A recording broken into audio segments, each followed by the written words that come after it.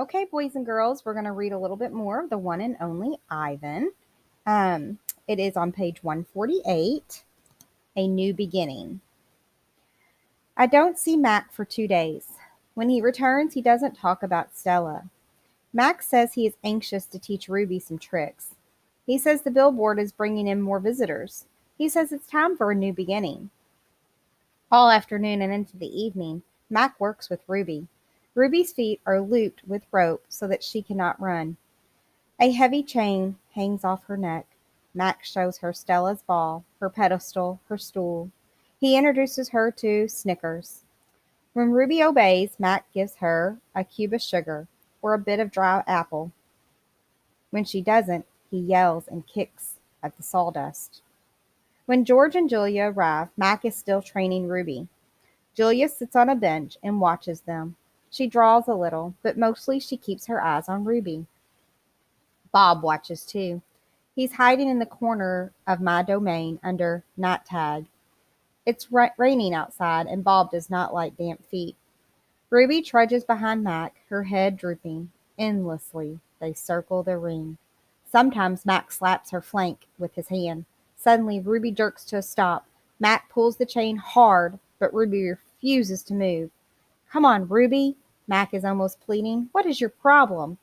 She's exhausted, I say to myself. That's the problem. Mac groans. Idiot elephant. Idiot human, Bob mutters. Walk, Ruby, I say, although I know she's too far away to hear me. Do what he says. Walk, Mac commands. Now. Ruby doesn't walk. She plops her rump on the sawdust floor. I think maybe she's just tired, Julia says.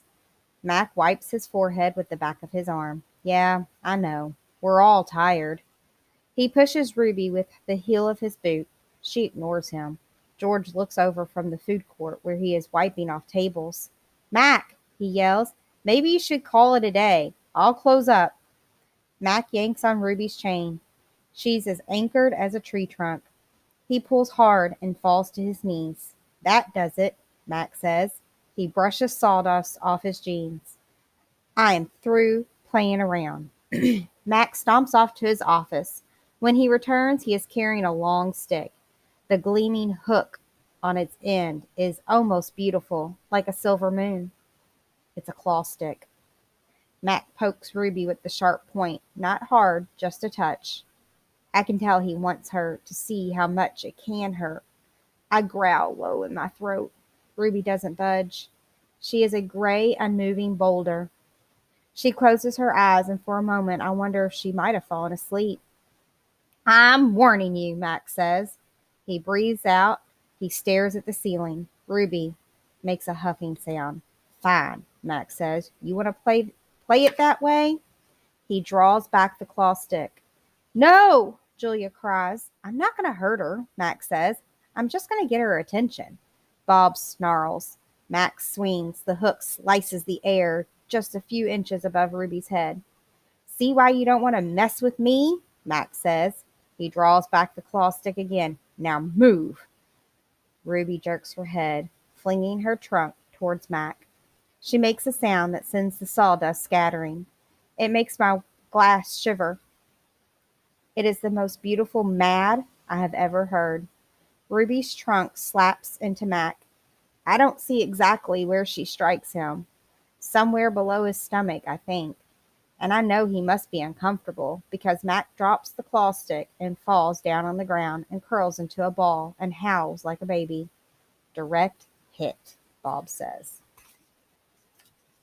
Poor Mac.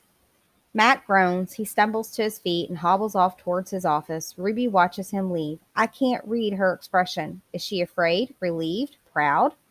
When Mac is gone, George and Julia lead Ruby from the ring. It's okay, baby. It's okay, Julia says, stroking Ruby's head. They settle Ruby in her domain and make sure she has fresh water and food.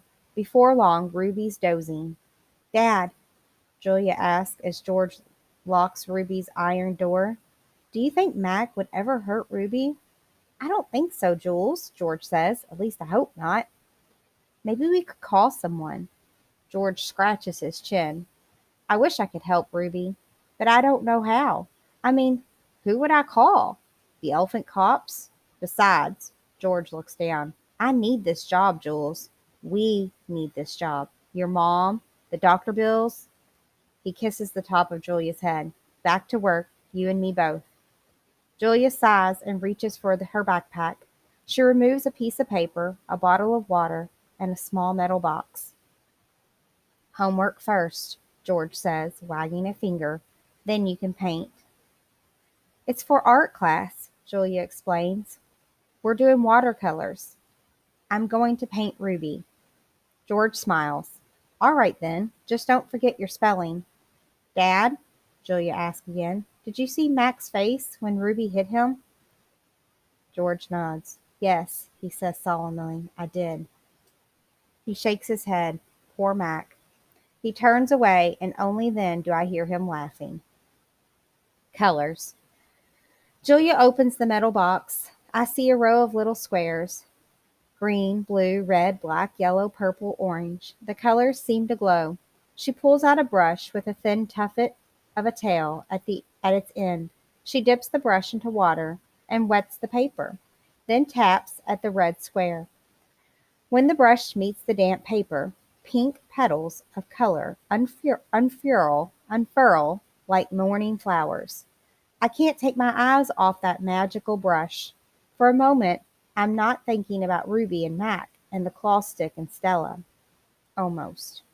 Julia touches red again, then blue, and there, suddenly, is the purple of a ripe grape. She touches the blue, and her paper turns to summer sky, black and white, and now I see that she is painting a picture of Ruby. I can make out her floppy ears, her thick legs. Julia stops painting. She takes a few steps back, hands on her hips, gazing at her work. She scowls. It's not right, she says. She glances over her shoulder at me. I try to look encouraging. Julia starts to crumble up the paper, then reconsiders. Instead, she slides it into my cage at the spot where my glass is broken. Here you go, she says. A Julia original.